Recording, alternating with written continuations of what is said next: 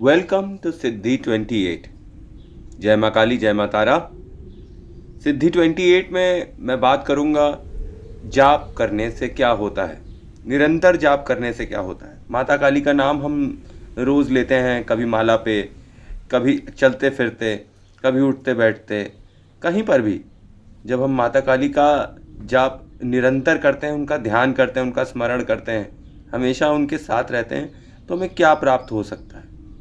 देखिए, वाम मार्ग से जो लोग जाप करते हैं, जैसे कि तंत्र क्रिया से, तो योगिनी, शाकनी, डाकनी, पिशाचनी, कर्ण पिशाचनी, ये सब सिद्ध हो जाती हैं जो वाम मार्गों से, तो ये जल्दी काम करवा देती हैं। पर वही बात है, इसमें नियम कानून कुछ ज़्यादा ही हैं और कठिन तो होती ही हैं ये साधनाएं।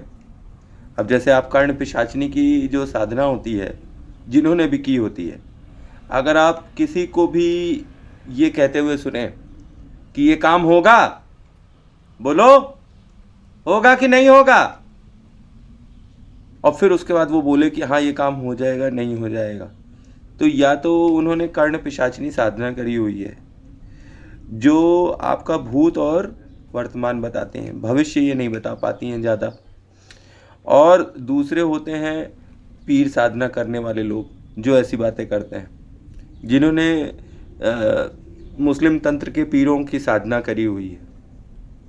तो जो पीर साधना होती है उसमें आप भूत, भविष्य और वर्तमान तीनों चीज़ें बता सकते हैं, आपको शक्ति किसी भी तरीके से मिल सकती है।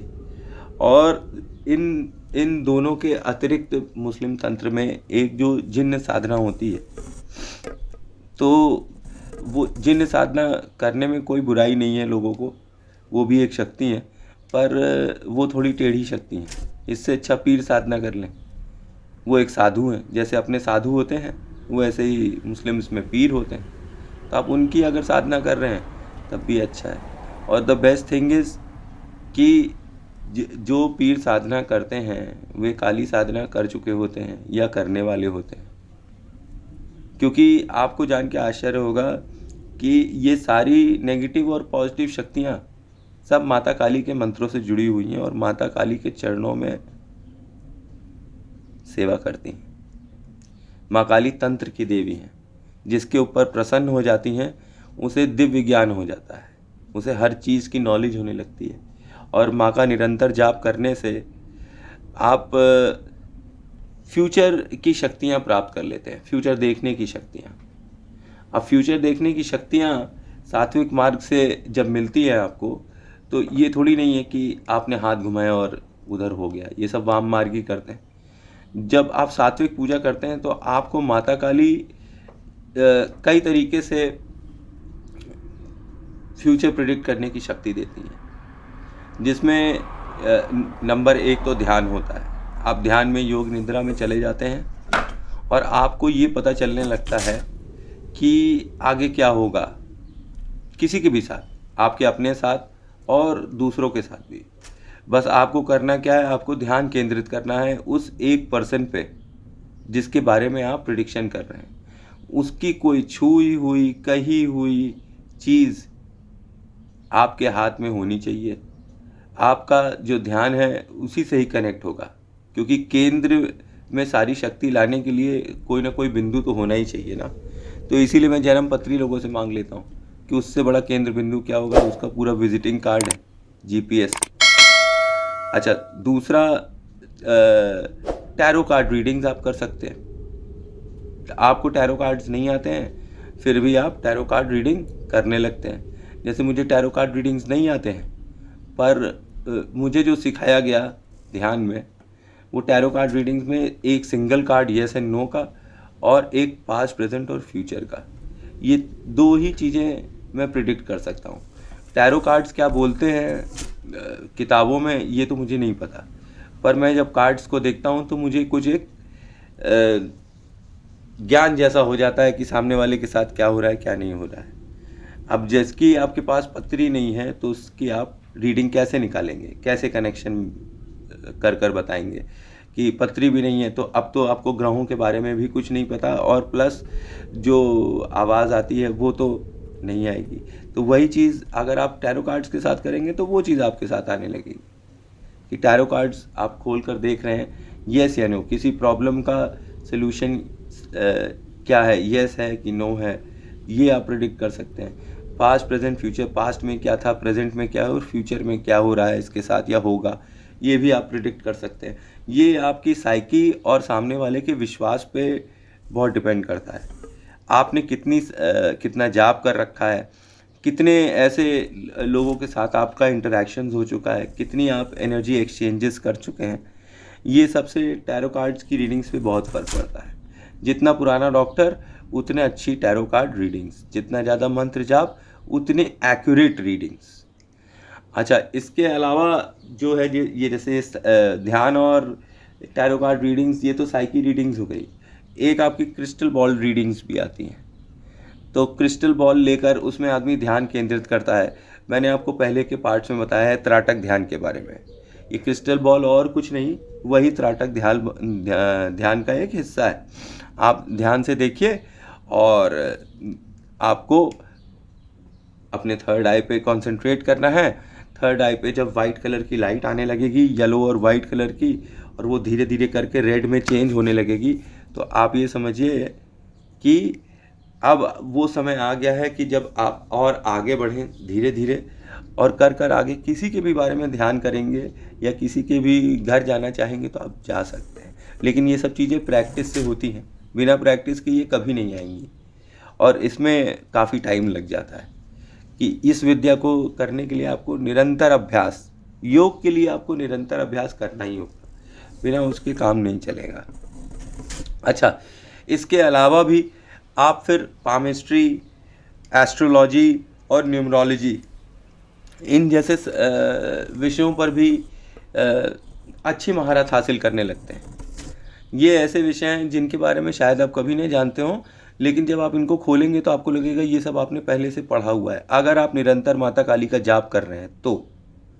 जैसे कि मुझको न्यूमरोलॉजी में ज़्यादा कुछ नहीं आता, पर फिर भी मैं नंबर्स से जब प्रिडिक्ट करता हूँ किसी का डेट ऑफ बर्थ अगर पता हो तो वो काफ़ी कुछ एक्यूरेट होता है। दिन के हिसाब से प्रिडिक्शन किया जा सकता है न्यूमरोलॉजी में, हर दिन का, आज का दिन कैसा होगा, कल का दिन कैसा होगा, परसों का दिन कैसा होगा, और 90% चांस है कि वो प्रिडिक्शंस हमेशा एक्यूरेट होते हैं। ये मैंने कितने लोगों पर, कम से कम हज़ारों लोगों पर अपनी लाइफ में इस्तेमाल किया होगा न्यूमरोलॉजी, और उसमें ज़्यादातर की चीज़ें एक्यूरेट निकलती हैं। अब ये ऐसा क्यों होता है? इसलिए क्योंकि ये मैथमेटिक्स है। सिमिलर केस है आपका एस्ट्रोलॉजी में। एस्ट्रोलॉजी में भी आपके जो ग्रह हैं वो कभी झूठ नहीं बोलते। मुझको तो खास एस्ट्रोलॉजी आती नहीं है, मैं तो बस पत्री को देखता हूँ और ध्यान करता हूँ। तो वो सारे के सारे जो ग्रह हैं वो मुझसे अपनी अपनी बातें बताते हैं कि हम आज जनवरी में हैं, हम आज फरवरी में हैं, आज हम दिसंबर में हैं, हम ये करने वाले हैं, हम ये करेंगे, हम वो करेंगे, हमें ये आदमी ऐसे नहीं पसंद, हमें ये आदमी वैसे नहीं पसंद। ये एक साइकी का पार्ट हो गया। पर यही चीज़ अगर आप वैदिक एस्ट्रोलॉजी सीखेंगे तो आपको क्लियर कट टेक्निक समझ में आ जाएगी। एस्ट्रोलॉजी के लिए मेरे हिसाब से तो आप बताएं आपको कि ये लाल किताब है। ये आप अगर आप इसे एक बार पढ़ेंगे तो आपको काफ़ी टोटके और काफ़ी चीज़ें समझ में आने लगेंगी पत्री के बारे में, कि कौन क्या है, सूर्य पिता है, चंद्रमा माता है, बुध भाई बहन हैं, अंकल हैं, चाची हैं, और मंगल बड़े भाई हैं, ताऊ हैं, गुरु हमारे घर के बूढ़े बुजुर्ग हैं, वृद्ध हैं, हमारी ईश्वर के प्रति आस्था हैं, हमारी सात्विक नेचर है जो कि हमको माया से दूर लेकर जाती है। उसी प्रकार से शनि जो है वो कर्म के देवता हैं, कि आपने जैसे कर्म किए हैं वो ऐसा ही फल देते हैं। वो टेस्ट लेते हैं लोगों का और फिर उसके बाद उसी के अनुरूप जैसे कर्म किए होते हैं उसका फल देते हैं उन्हें। उसी प्रकार से राहु केतु हैं, ये दोनों राक्षस ग्रह हैं, और जिनके राहु केतु खराब होते हैं तो वो समझ लीजिए कलयुग में वो जीवित नहीं रह सकते हैं, क्योंकि राहु केतु और शनि और शुक्र यही कलयुग के सच्चे ग्रह और देवता हैं जो हर चीज़ को कंट्रोल कर रहे हैं। धुआं क्या है? राहु। और ये जनरल पब्लिक कौन है? शनि। तो उसी प्रकार से केतु है, केतु जिनके खराब होते हैं उनके पैर में प्रॉब्लम हो जाती है। तो आप समझिए कि एस्ट्रोलॉजी, पामिस्ट्री के बाद अब अगर आप पामिस्ट्री पे आएंगे तो पामिस्ट्री भी बहुत ही एक्यूरेट रहती है। कई चीज़ें जो हम कर्म करते हैं वो हमारे राइट हैंड से देखी जाती है, और जो हमारे मदर फादर देकर गए होते हैं वो हमारे लेफ्ट हैंड से देखी जाती है। मुख्यतः पामिस्ट्री में ये आपकी हार्ट लाइन है, ब्रेन लाइन है, और ये आपकी लाइफ लाइन है, और लक लाइन है आपकी। आपकी एक सूर्य रेखा है, मंगल रेखा है, विवाह रेखा है, चंद्र रेखाएं हैं, मणिबंध रेखाएं हैं। इसी प्रकार से हाथ में कई पर्वत हैं। जैसा आप कर्म कर रहे हैं ये सारी चीज़ें आपकी राइट हैंड से दिखाई पड़ेंगी। आप भले ही बहुत ही गरीब घर में पैदा हुए हों, पर कर्म की प्रधानता जीवन में क्या है कि अगर आप कर्म अच्छे करेंगे तो आपका नसीब भी चेंज हो जाएगा। मतलब वही होगा कि होना होगा तो वही होगा, पर कुछ अलग तरीके से होगा। अब फॉर एग्जांपल, उदाहरण के लिए जैसे हम बताएं कि पिछले वर्ष हम गए हुए थे नैनीताल घूमने के लिए। वहाँ हम घूम लिए, सब कर लिए परिवार के साथ, माता के दर्शन भी किए, नैना देवी माता मंदिर के, चंडी देवी माता के मंदिर, सब जगह अपनी गाड़ी से गए हुए थे। और गाड़ी से जब हम वापस आ गए घर पर तो एक हफ्ते बाद जब बारिश हुई तो पता चला सब बह गया। कहने का अर्थ ये है कि बहना तो उसे था ही, पर हमारी किस्मत में माता का आशीर्वाद है। तो माता का आशीर्वाद है, उन्होंने तब तक बारिश नहीं करवाई जब तक कि हम वहाँ से निकल नहीं गए, या उन्होंने हमको तब भेजा ताकि हम समय से निकल जाएं, घूम कर, इंजॉय कर कर। उन्होंने हमारी रक्षा करी। हमने तो यही देखा कि जिन रास्तों पर हम घूम रहे थे वो सब के सब बह गए। तो आप समझिए कि निरंतर जाप करने से यही होता है। ये कोई ज़रूरी नहीं है कि आपको बड़े बड़े श्लोक याद हों, बहुत बड़े बड़े मंत्र याद हों तो ही माता आपसे प्रसन्न होगी। जनता आपसे प्रसन्न हो सकती है, दुनिया आपसे प्रसन्न हो सकती है कि आप बड़े भारी विद्वान हैं, आपको सर पर लेकर टहल सकती है, लेकिन आपका मंतव्य क्या है ये हमेशा याद रखिए। आपका मंतव्य है माता को प्रसन्न करना, तो माता बीज मंत्र से प्रसन्न हो जाएगी। क्यों हम बहुत बड़ा तलवार लेकर आए जब किचन नाइफ से काम हो जाएगा? बड़ी बड़ी तलवारें लेकर घूमने से हमें भी चोट लग सकती है। छोटी किचन नाइफ है, इससे सारे काम हो जाते हैं, पेट भी भर देती है और जिसको चाहो उसको काट भी देती है। हर काम किचन नाइफ कर सकती है, तो तलवार की ज़रूरत नहीं है। अगर तलवार की तब ज़रूरत होगी भाई जब तलवार जैसा कोई काम होगा। अब हम और आप तो साधारण व्यक्ति हैं, मनुष्य हैं। रोज़मर्रा की ज़िंदगी में हम लोग बस इतना चाहते हैं कि भरपेट खाना मिल जाए, सम्मान के साथ जीवन मिल जाए, और हमारे बच्चे, परिवार सब सुखी समृद्ध रहें। इसके अलावा और किसी को क्या चाहिए हमें और आपको?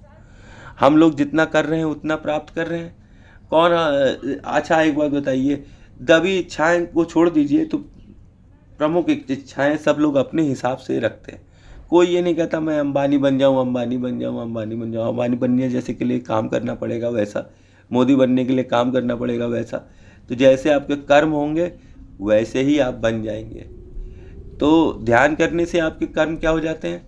आपके सारे के सारे कर्म सत्कर्मों में चेंज हो जाते हैं। जो भी आपने जीवन में बुरा किया होगा उसका भोग तो आपको मिलेगा ही मिलेगा, पर निरंतर जाप करने से आपकी हर जगह रक्षा होती है, हर लोक में रक्षा होती है। 10 लोक हैं, 10 लोक में आपकी रक्षा हमेशा मंत्रों की वजह से होती है। उदाहरण के लिए आप रावण को देख लीजिए।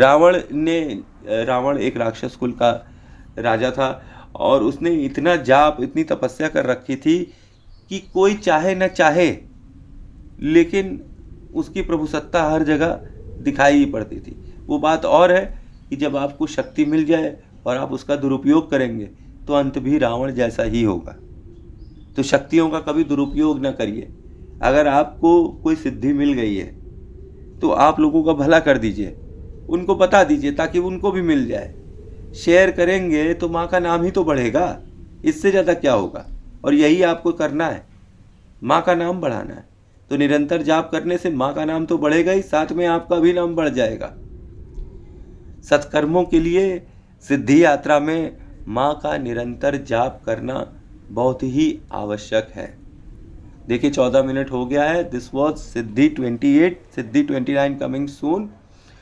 आप कहेंगे कमेंट में तो मैं न्यूमरोलॉजी, एस्ट्रोलॉजी, पामिस्ट्री और क्रिस्टल बॉल रीडिंग्स और टैरो कार्ड रीडिंग्स के बारे में भी इसी सिद्धि यात्रा में अलग से वीडियो बनाना स्टार्ट कर दूंगा, ताकि आपको भी टैरो कार्ड रीडिंग निकालना आ जाए। It is very easy. चलिए, थैंक्स फॉर वॉचिंग। जय माँ काली, जय माँ तारा।